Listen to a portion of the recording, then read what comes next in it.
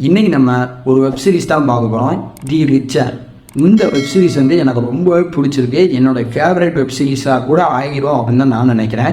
ஏன்னா அவ்வளோ சூப்பராக வந்து எடுத்திருப்பாங்க. ஸ்டோரி வந்து ரொம்ப சிம்பிளாக தான் இருக்கும்.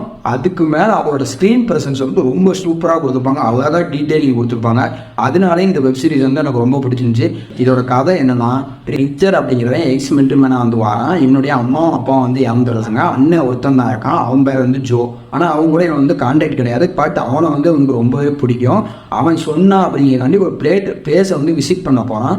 விசிட் பண்ணுறதுக்கு இறங்கின அடுத்த நிமிஷமே அங்கே ஒரு கொலை நடந்துருச்சுன்னு சொல்லி சந்தேகத்தின் பிறகு நம்ம ஹீரோ அரெஸ்ட் பண்ணிட்டு போகிறாங்க. அங்கே போய் விசாரிக்கும் போது ஹீரோட்ட சின்ன சின்ன கிண்டு வந்து கேட்டு சொல்லும் போது அதை வச்சே நம்ம ஹீரோ வந்து நிறைய அனலைஸ் பண்ணி இங்கே இப்படி தான் நடந்திருக்கும், இந்த படம் இந்த இப்படி பண்ணியிருப்பாங்க, இது மாதிரி தான் செஞ்சுருப்பாங்க அப்படிங்கிற மாதிரி வந்து விளக்கத்தை கொடுக்கவே. அப்போ இவன் தான் கொலையாக பண்ணியிருப்பாங்களா அப்படிங்கிற மாதிரி கன்ஃபார்ம் பண்ணி வந்து உள்ளே வரைச்சிருவாங்க. இதுக்கப்புறம் கொஞ்சம் நேரம் வரைக்கும் இன்னொரு அரெஸ்ட் பண்ணுவாங்க. அவன் தான் கொலை பண்ண அப்படின்னு சொல்லி வந்து அரெஸ்ட் ஆகிருப்பான். ரிச்சர் இதையும் இவன் கொலை பண்ணியிருக்க மாட்டான், இவனை பிளாக்மெயில் பண்ணி இப்படி சொல்ல வச்சுருப்பாங்க அப்படின்னு ஒரு 2 நாள் வந்து ஜெயிலில் வச்சுருப்பாங்க. அப்புறம் மறுபடியும் ரிலீஸ் பண்ணிடுவாங்க. ரிலீஸ் பண்ணி அடுத்து ஒரு நாளோ 2 நாளோ கழிச்சு மறுபடியும் ஒரு கொலை நடந்திருப்பான். அந்த கொலையாளி யார் அப்படிங்கிற செக் பண்ணி பார்க்கும்போது தான் தெரிய வரும், தன்னுடைய அண்ணன் ஜோ தான் இறந்து கிடக்கான் அப்படிங்க. அவனை கொன்னது யார், இந்த கொலைக்கு பின்னாடி என்ன ரீசன் இருக்குது அப்படிங்கிற மாதிரி வந்து நம்ம ரிச்சர் தெரிஞ்சுக்கிட்டு அந்த கொலை பண்ணோன்னா ரிச்சர் என்ன பண்ண போகிறான் அப்படிங்கிற ஒரு எதிர்பார்ப்போடு தான் இந்த வெப்சீரிஸே போய்கிட்டு இருக்கும். ரிச்சருடைய அண்ணன் வந்து ஜோ அப்படிங்கிறவன் இன்வெஸ்டிகேட் ஆஃபீஸராக இருக்கான்.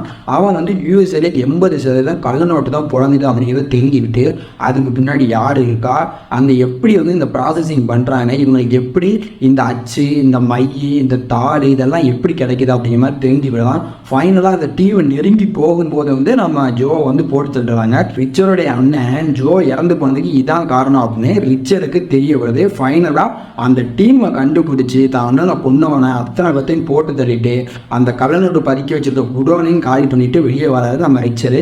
இதுதான் இந்த ரிச்சர் வெப்சீரிஸோட ஸ்டோரியும் ஸ்க்ரீன் ப்ரெசன்ஸும் ஆக்டிவும் வேறு லெவலில் இருக்குது அப்படின்னு சொல்லி ஆனோம். ரிச்சருடைய ஆக்டிவ் தான் தாறு மாதிரி. ஏன்னா அவனோட ஹைட்டு 7 அடி இருக்கும், 140 கிலோ வச்சுருப்பாருன்னு நினைங்க. அவ்வளோ வெயிட்டு அவ்வளோ ஹைட்டை வச்சுக்கிட்டு ஃபைட்லாம் பார்த்தீங்கன்னா ஓவராக பில்டப் பண்ணாமல் கேஷுவலாக ஒருத்தர் எத்தனை அடிக்க முடியும், மிலிட்டரி ஏற்றவங்க என்னென்ன ட்ரிக்ஸ் எல்லாம் பயன்படுத்தி சண்டை போடுவாங்க, கன் ஷூட் எப்படி பண்ணுவாங்க அப்படிங்கிற மாதிரி லாஜிக்காக வந்து கொண்டு போயிருப்பாங்க. எல்லா லாஜிக்குமே நம்மளுக்கு பார்த்தீங்கன்னா சூப்பராக வந்து ஒர்க் ஆகிருக்கும். நம்மளுக்கு எதுவுமே வந்து இதெல்லாம் வந்து லாஜிக்கே இல்லைப்பா அப்படிங்கிற ஒரு ஃபீலே வராது. எல்லாமே வந்து தாறுமாறாக இருக்குது.